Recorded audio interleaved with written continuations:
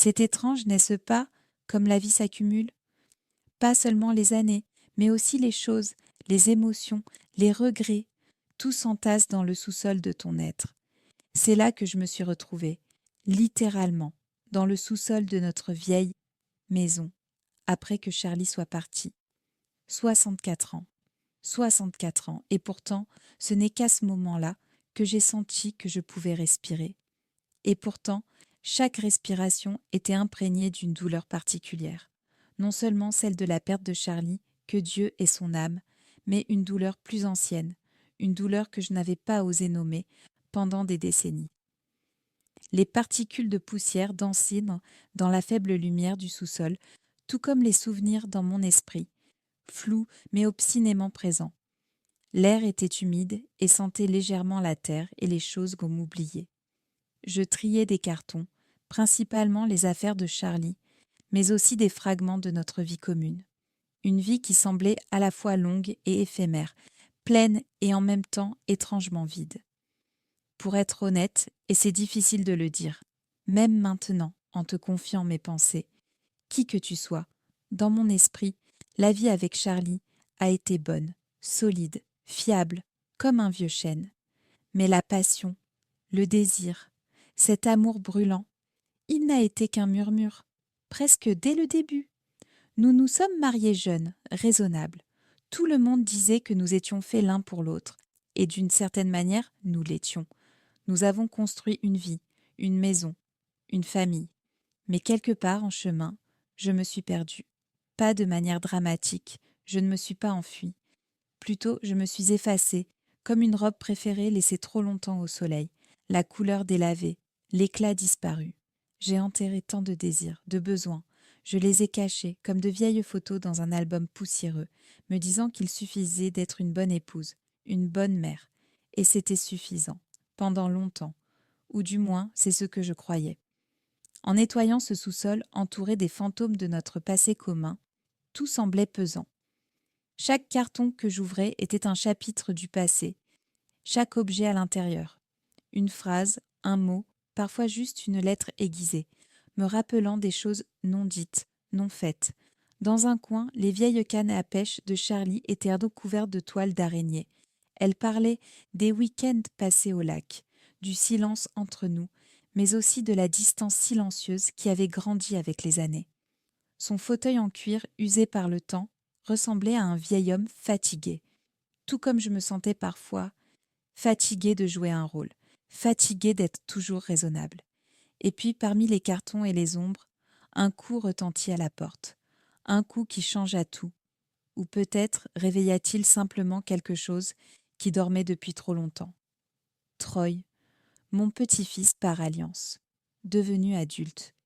Il se tenait sur le seuil comme un rayon de soleil, apparaissant soudainement dans le sous-sol sombre de ma vie. Troy, même son nom sonnait jeune, plein de vie. Il n'était plus le garçon dont je me souvenais vaguement lors des réunions de famille. C'était un homme, 27 ans, m'a-t-il dit, avec des yeux chaleureux et un sourire qui illuminait tout le porche. Il était venu m'aider, sachant que j'étais seule, voulant voir si j'avais besoin de quelque chose. Un jeune homme si attentionné. Je l'ai bien sûr invité à entrer. Je lui ai offert du café, me sentant encore légèrement étourdie par cette interruption inattendue de ma solitude. Il m'a suivi au sous-sol, et même dans cet endroit sombre, il semblait y apporter de la lumière. Il n'était ni gêné, ni empreint de pitié. Il était juste présent, intéressé. Il m'a posé des questions sur Charlie, sincèrement, avec respect. Et j'ai parlé. Là, entouré de boîtes remplies de souvenirs, il m'était plus facile de parler de Charlie avec Troy qu'avec mes amis proches. Peut-être parce qu'il ne faisait pas partie de cette histoire pesante. Il était nouveau, insouciant du poids du passé. Puis il remarqua l'album photo, ancien avec une couverture en cuir, des pages jaunies, fragiles. On peut le regarder ensemble, demanda-t-il d'une voix douce, curieuse. Et soudain, nous étions là, assis par terre sur le sol poussiéreux, à feuilleter ma vie. Là, c'était moi, la jeune Amélia, rayonnante dans ma robe de mariée, Charlie à mes côtés, fier, élégant. Tu étais belle, grand-mère Amélia, dit Troy doucement, et un sentiment étrange, chaleureux, éclot dans ma poitrine. Personne ne m'avait dit que j'étais belle depuis des décennies, semblait-il. Nous avons continué à feuilleter, des fêtes de famille, des anniversaires, des célébrations. Chaque photo était une petite fenêtre sur un passé que je pensais connaître. Mais en le voyant à travers les yeux de Troy, il paraissait différent. Il m'a posé des questions sur mon travail d'infirmière, sur la manière dont j'avais élevé mes enfants, sur mes passe-temps, des choses que Charlie n'avait jamais vraiment demandées. Il me voyait, moi, Amélia la jeune femme, cachée sous des couches d'années et d'attente. Je lui ai montré une photo de moi à 20 ans, en montagne, mes cheveux flottant au vent, mes joues rosies, un sourire plein de vie. « C'est toi ?» demanda Troy, avec une légère surprise dans la voix. « Tu as l'air libre. » Le mot résonna en moi, écho d'un désir que je ressentais sans oser le nommer. Il fut un temps où j'étais libre, insouciante, pleine de rêves qui, d'une manière ou d'une autre, s'étaient fanés comme des fleurs sans eau. Au fil des pages de l'album, l'admiration de Troy, non dite mais palpable, commença à ressembler à la lumière du soleil effleurant ses fleurs fanées. Son regard s'attardait sur mon visage dans chaque photographie, puis inévitablement sur mon visage présent, là, dans ce sous-sol rempli de souvenirs.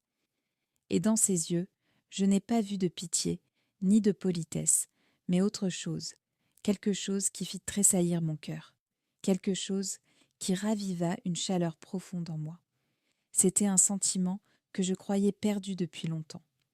C'était accablant, mais aussi réconfortant, apportant une nouvelle vie à cette pièce poussiéreuse.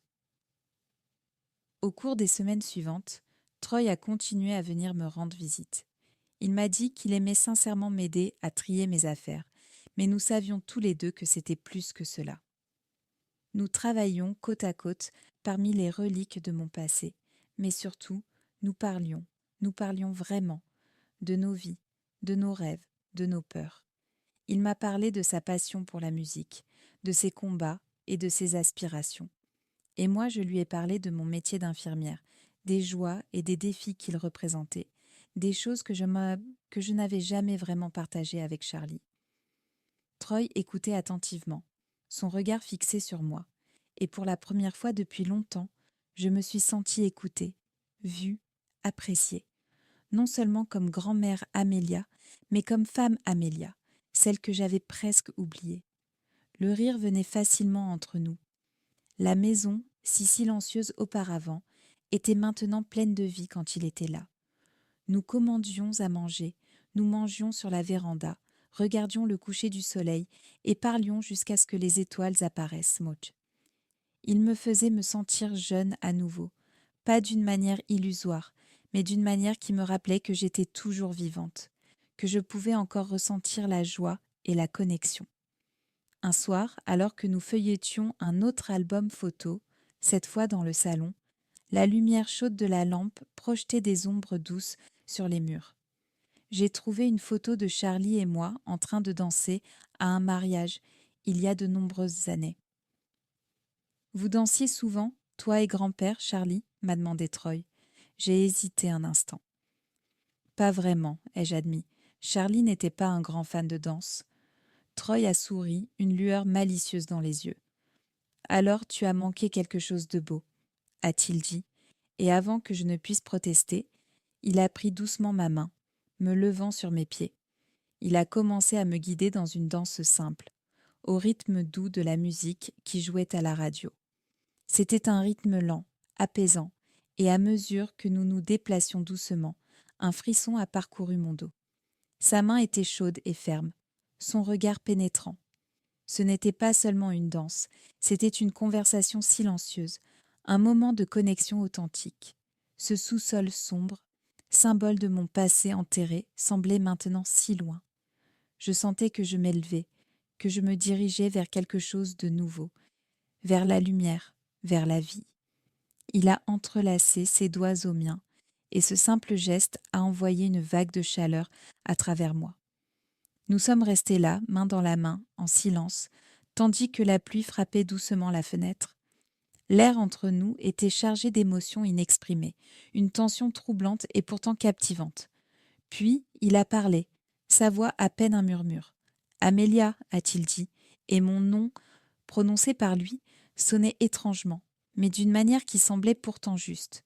Je l'ai regardé, vraiment regardé, pour la première fois. Il y avait quelque chose dans son regard, quelque chose de sincère, de profond et empreint d'une émotion que je ne m'étais pas autorisée à ressentir depuis des années. Pendant si longtemps, j'avais joué un rôle, l'épouse dévouée, la grand-mère responsable. J'avais enterré mes rêves et mes désirs sous des années de devoirs et d'attentes. Mais à cet instant, je n'étais rien de tout cela. J'étais simplement Amélia, une femme qui voulait être vue, comprise et ressentir qu'elle était véritablement vivante. Un frisson est passé entre nous, indéniable mais complexe. Mon cœur battait fort, tiraillé entre la raison et l'émotion. Je savais, au plus profond de moi, que certaines limites ne pouvaient être franchies, que ce moment devait simplement être vécu, pas poursuivi. Si tu te demandes ce qui s'est passé ensuite, abonne-toi maintenant, car ce qui a suivi était quelque chose que je n'aurais jamais imaginé, quelque chose que je n'avais même pas eu le courage de m'avouer à moi-même. Ce qui a suivi n'a pas été une grande histoire d'amour, ni un chemin facile. Ce fut un voyage de redécouverte, une prise de conscience que la vie ne cesse jamais de t'offrir de nouvelles expériences, même lorsque tu crois qu'elle l'a fait.